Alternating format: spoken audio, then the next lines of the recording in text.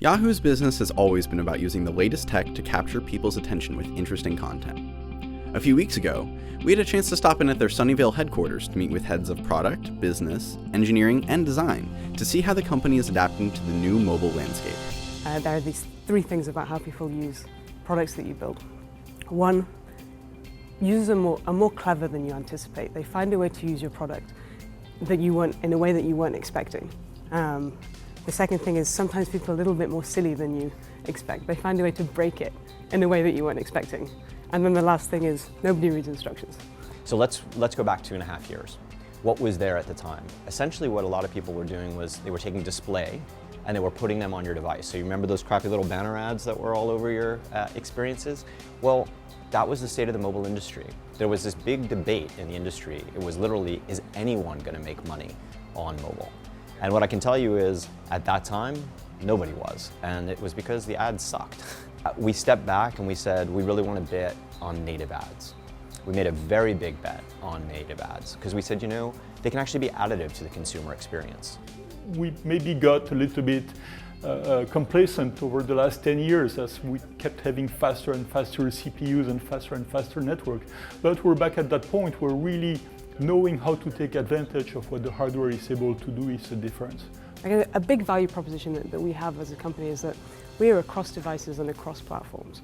We are the home for your photos wherever you are, whatever you're doing, whether you are on your iPad relaxing at home, whether you're on your phone, kind of triaging photos on the go, standing in line waiting for a cup of coffee. So when we started about 2.5 years ago, the story that we tell and what was here at Yahoo was that there were less than probably 50 people who were working on mobile at a time when it was very apparent that there was a dramatic platform shift coming.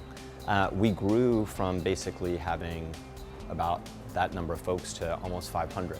Really focused on building products and shipping products and getting back in front of consumers with applications. Instead of being certain that getting the user to preload a video at a given time is the right way to do it, or speculating on downloading 10 news articles, what we'll do is that we'll do approaches which let us do lots of experiments and then looking at what actually works. And when we find something that works, we'll just go behind it. So if you look at the areas where we're playing, whether it's sports or fantasy or even weather or other areas of finance, news, information, things of that nature, you're really focused on how do you deliver experiences that are personalized and kind of tailored to your interests. It must always start with the user. What is the user doing? What do they need?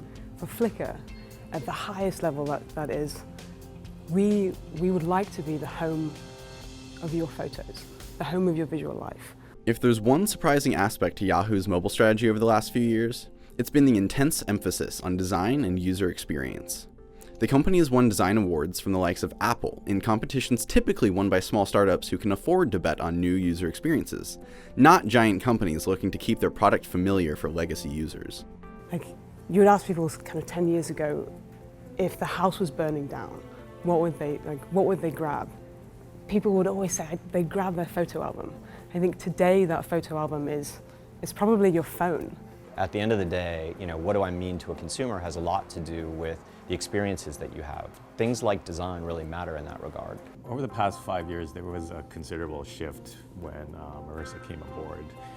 She brought a lot of design thinking and consideration to bringing designers early on in the process of product development.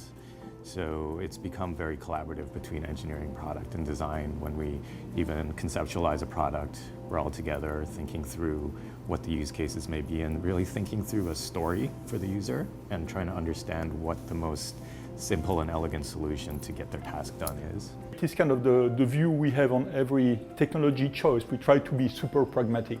That just changing technology because it's cool or it's interesting in itself presents little value. In our business, generally in mobile, you're looking at cohorts. You're basically saying, okay, I brought this many people onto this app, and how long do they stick around for? 30, 60, 90 days. What does that growth cohort look like? How often are they sharing their experience with their friends? Are they adding more users? So you're really looking at trying to understand those elements of consumer insights that drive the business.